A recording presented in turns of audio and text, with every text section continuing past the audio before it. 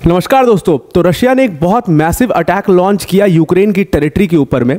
कई सारे शाहिद ड्रोन्स की मदद से ये अटैक लॉन्च किया गया और ऐसा इस पूरे रशिया यूक्रेन में वॉर में पहली बार ऐसा हुआ है कि रशिया ने ऑफिशियली जो नेटो का एयर स्पेस है उसको ब्रीच कर दिया है। और ये नेटो कंट्रीज़ यानी कि रोमानिया, लाटविया खुद इन कंट्रीज़ ने ट्विटर के माध्यम से सबको बताया है ये बात। अब यहाँ पर बहुत बड़ा सवाल खड़ा होता है कि नेटो रिस्पॉन्ड कैसे करेगा। अब एग्जैक्टली हुआ क्या कि रशिया ने एक बहुत मैसिव अटैक लॉन्च किया यूक्रेन की टेरिटरी पर, यूक्रेन के ईस्टर्न रीजन पर। और इस अटैक में ये अटैक काफ़ी मैसिव था जिसमें कई सारे ड्रोन्स बताए जा रहे थे। कम से कम 300 ड्रोन्स का इस्तेमाल किया गया, 300 शाहिद ड्रोन्स का इस्तेमाल किया गया जो कि स्पेसिफिकली रशिया यूज़ कर रहा है इस पूरे रशिया यूक्रेन वॉर में। और वो ड्रोन्स जो है दोनों कंट्रीज यानी कि रोमानिया जो कि नेटो मेंबर्स हैं उन्होंने इसके बारे में कंप्लेन किया कि इन ड्रोन्स ने जो है संडे को इनकी टेरिटरी क्या इनकी एयर स्पेस को ब्रीच किया है। अब रोमानिया और लाटविया का ये कहना है और इन्होंने अपने ट्विटर पोस्ट के माध्यम से ये भी चीज़ कही है कि इसका काफ़ी सीरियस कॉन्सिक्वेंसेस रशिया को भुगतना पड़ सकता है। अब अगर आप इस पूरे वॉर को देखोगे तो ये पूरा जो वॉर है ये एक्चुअल में स्टार्ट ही वो नेटो के प्रॉब्लम से हुआ था। अब यूक्रेन नेटो मेंबरशिप चाहता था, रशिया यूक्रेन को बार बार धमकी दे रहा था कि आप नेटो मेंबरशिप के लिए अप्लाई मत करो और उसी को लेकर के ये जो पूरा विवाद था वो काफ़ी बढ़ते चला गया। और नेटो एक बहुत बड़ा कारण है क्योंकि उसकी बाउंड्री वॉल रशिया की तरफ मूव हो रही है लगातार। तो इसी वजह से रशिया ने हमेशा नेटो की वजह से यूक्रेन को धमकी देते रहा है। अगर आप देखोगे तो ये सच भी है। अभी आप रिसेंटली देखो, जब रशिया ने अटैक किया यूक्रेन के ऊपर तो उसके बाद फिनलैंड ने भी ज्वाइन कर लिया नेटो 2023 में, स्वीडन ने भी नेटो ज्वाइन कर लिया 2024 में। तो मतलब कुल मिला जुला करके कहने का मतलब ये है कि नेटो एक बहुत बड़ा रीज़न है जिसकी वजह से ये वॉर कंटिन्यूइंग में है। अब जो क्या हुआ है कि कल के अटैक के दिन यानी संडे को जो अटैक हुआ है यहाँ पर आपको रोमानिया दिख रहा है जो 2004 में मेंबर बना था नेटो का। इसके एयर स्पेस को रशियन ड्रोन्स ने ब्रीच कर दिया है। और उसके साथ साथ यहाँ पर एस्टोनिया के बगल में, लिथुआनिया के बगल में आपको लाटविया दिख रहा है, ये भी 2004 में नेटो का मेंबर बना था।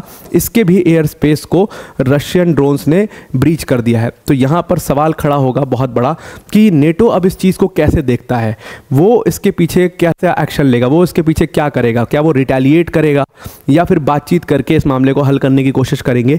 ये एक बहुत बड़ा सवाल है और ये रशिया के लिए काफ़ी ज़्यादा प्रॉब्लमैटिक भी हो सकती है ये सारी चीज़ें। अब रशिया के ऊपर इस पूरे अटैक में बहुत सारे इल्ज़ाम लगे और ये वाला जो ऑफेंसिव था इसमें इल्ज़ाम ये लगा कि रशिया ने जानबूझ करके पर्पसली सिविलियन टारगेट्स को अटैक किया है। और पोर्ट टारगेट्स को तो किया ही अटैक, लेकिन सिविलियन टारगेट्स को स्पेसिफिकली अटैक किया गया है।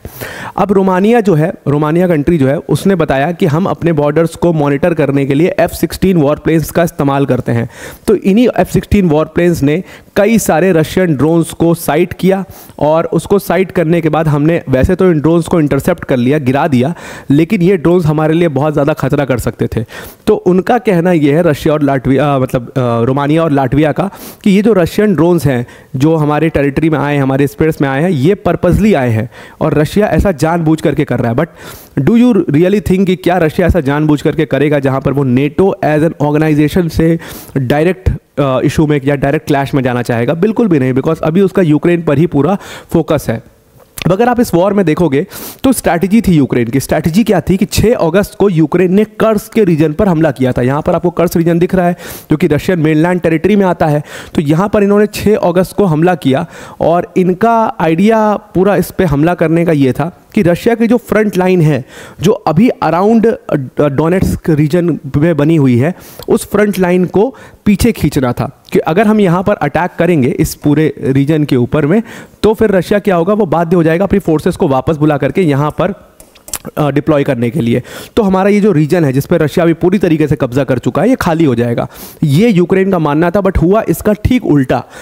रशिया ने क्या किया कि रशिया ये कर्स्क का जो रीजन है यहाँ पर तो लड़ाई चली रही है, ये अभी तक यूक्रेन के हाथों में है, लेकिन रशिया ने उसका उल्टा कर दिया। रशिया ने क्या किया कि सुमी के रीजन पर जो वो अटैक कर रहा था उस अटैक को और ज़्यादा इंटेंसिफाई कर दिया, जिसकी वजह से ये पूरी यूक्रेनियन जो थॉट प्रोसेस था वो फेल हो गया कि रशिया अपनी लाइट को पीछे खींचेगा, बल्कि रशिया और ज़्यादा ऑफेंसिव लेकर के अपनी लाइट को आगे बढ़ाते जा रहा है। अब वीडियो में आगे जाने से पहले एक बहुत बड़ी अनाउंसमेंट है अनअकैडमी टीम की तरफ से। देखिए, अनअकैडमी ने अपने UPSC यूपीएससी सीएससी के सब्सक्रिप्शन पर पूरी 50% तक का ऑफ दे दिया है आपको। और ये जो पूरा ऑफर है ये सिर्फ और सिर्फ 12 सितंबर तक ही वैलिड है, तो इसको जल्दी से अवेल कर लीजिएगा।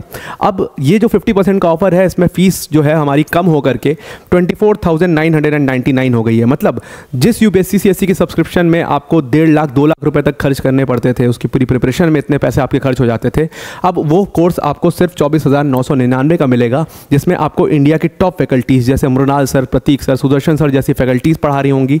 इन्हीं बैचेस में आपको 1-to-1 mentorship, specific doubt sessions, ये सारी चीज़ें आपको यहाँ पर मिलेंगी। मतलब एक कंप्लीट पैकेज है जहाँ पर आपको जीएस, सीसैट, टेस्ट सीरीज सब कुछ मिलेगा। आपको बाहर से कुछ भी लेने की ज़रूरत नहीं पड़ेगी। तो ये पूरा पैकेज 24,999 का है। अगर आप इस डिस्काउंटेड प्राइस पर इस कोर्स को अवेल करना चाहते हैं तो डिस्क्रिप्शन में हमने एक लिंक दिया, उस लिंक पर क्लिक करिएगा और जहाँ पर यूज़ कोड का ऑप्शन आएगा वहाँ पर आप APYT10 यूज़ करना, तो आप इस कोर्स को अवेल कर पाओगे। तो आइए आपको ये पूरा हमारा कोर्स के बारे में समझ में आ गया होगा। अब वीडियो पर वापस आते हैं अपनी। अब देखो, मैंने आपको बता ही दिया कि यहाँ पर कर्स्क रीजन पर उनकी एक पॉलिसी थी यूक्रेन की, जो कि पूरी तरीके से फेल हो गई। अब रशिया का अगर आप फ्रंटलाइन देखोगे तो रशिया ने ऑलरेडी, उसका टारगेट क्या है अभी कि डोनेट्स्क का जो लास्ट सिटी जिसको वो मानते हैं पोक्रोस्क, उस पर अगर हम कब्जा कर लें तो हम पूरे डोनेट्स्क को एक तरीके से यूक्रेन से कट कर सकते हैं।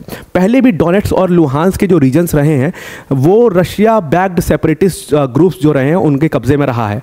अब रशिया ने ऑफिशियली इन रीजन्स को कब्जा करने का सोच लिया है और वो हमेशा से बोलते भी रहा है कि डोनेट्स्क और लुहांस्क पीपल्स रिपब्लिक जो है आप उनको एक ऑटोनॉमस रीजन बना दो। जब यूक्रेन से वो इस्तांबुल में बातचीत हुई थी समझौते की, तो वहाँ पर भी रशिया ने ये पॉइंट रखा था कि आप डोनेट्स्क और लुहांस्क को एक ऑटोनॉमस रीजन बना दो। हालांकि वो कभी लागू नहीं हो पाया जो एग्रीमेंट साइन हुआ था, लेकिन अब रशिया ऑफिशियली डोनेट्स्क पर कब्जा कर लेगा अगर वो पोक्रोस तक पहुंच गया तो। अभी रशिया एग्जैक्टली है कहाँ? पोक्रोस से 20 किलोमीटर दूर, यानी कि एक छोटा सा शहर है जिसका नाम है नोवरोडिविका। तो ये नोवरोडिविका पर अभी फिलहाल रशिया की फ्रंटलाइन बनी हुई है और सिर्फ 20 किलोमीटर दूर यहाँ से पोक्रोस है। तो अगर अगला ऑफेंसिव आपको देखने को मिला इसी हफ्ते में तो शायद आपको ये सुनने को मिल सकता है कि रशिया ने पूरे डोनेट्स्क और लुहांस्क पर अब ऑफिशियली कब्जा कर लिया है। इसको वो कट डाउन करने में बहुत आराम से सक्सेसफुल होगा। उसके बाद कर्स्क का जो ऑफेंसिव है यूक्रेन का वो पूरी तरीके से फेल हो जाएगा, बिकॉज ये कर्स्क ऑफेंसिव एक्चुअल में इसीलिए किया गया था ताकि रशिया को डोनेट्स्क को पूरा कब्जा करने से रोका जा सके और उसका ध्यान हटा करके कर्स्क पर वापस यानी रशियन मेनलैंड पर वापस लाया जा सके। बट ये पूरी तरीके से फेल हो गया। अब अगर आप बात करें लाटविया की, तो लाटविया के प्रेसिडेंट यानी कि एडगर्स रिनकेविक्स ने खुद अपने ट्विटर अकाउंट के माध्यम से जो रशियन ड्रोन्स ने उनके एयर स्पेस को ब्रीच किया है उसके बारे में जानकारी दी और उन्होंने कहा कि अभी इन्वेस्टिगेशन चल रही है कि इसमें क्या नुकसान हुआ है और ये रशिया के लिए बहुत सीरियस कॉन्सिक्वेंसेस रशिया को झेलने पड़ेंगे। वही सेम बात रोमानिया ने भी कहा। रोमानिया के भी जो गवर्नमेंट है उन्होंने भी अपने ट्विटर अकाउंट से इसको पोस्ट किया। उन्होंने कहा कि संडे को ये ड्रोन्स जो है वो हमारे एयर स्पेस में घुसे थे, तो हम अभी इन्वेस्टिगेशन कर रहे हैं कि इसमें टोटल कितनी कैजुअलिटीज़ हुई हैं या क्या नुकसान हुआ है। हालांकि इन दोनों ड्रोन्स को जो दोनों एरियाज़ में गए थे उनको इंटरसेप्ट कर लिया गया। अब अगर आप पूरा नुकसान देखोगे जो ये ऑफेंसिव लॉन्च किया है रशिया ने, तो इसमें कहा जा रहा है कि 4 लोगों की जो डेथ हुई है जिसमें से 2 बच्चे थे वो सुमी के रीजन में हुई है।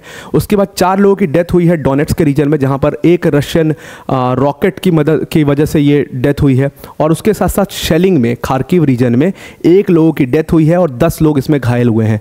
तो इसमें जितनी भी ये कैजुअलिटीज़ मैं आपको बता रहा हूँ ये सारी सिविलियन कैजुअलिटीज़ हैं, इसीलिए इसको देख करके काफ़ी ज़्यादा क्रिटिसिज्म किया जा रहा है रशिया का। तो आई होप आपको ये पूरा आर्टिकल समझ में आ गया होगा, हमारे कोर्सेज के बारे में भी समझ में आ गया होगा। तो आज के लिए इतना ही। Thank you and have a nice day.